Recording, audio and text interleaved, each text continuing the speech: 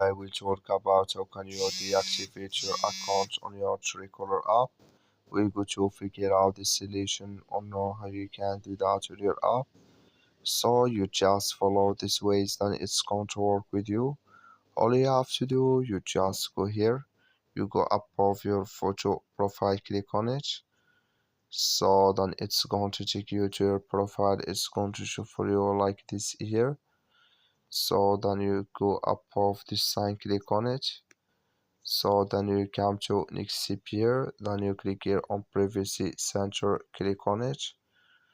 Then you come to next here, then all you have to do, you just go down here, you keep going down, you click here on deactivate my account, just click on it.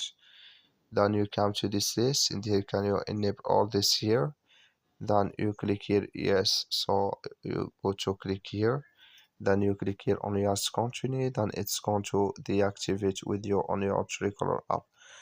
That's all you have to do. Thank you for watching. Don't forget to support us by liking, subscribe.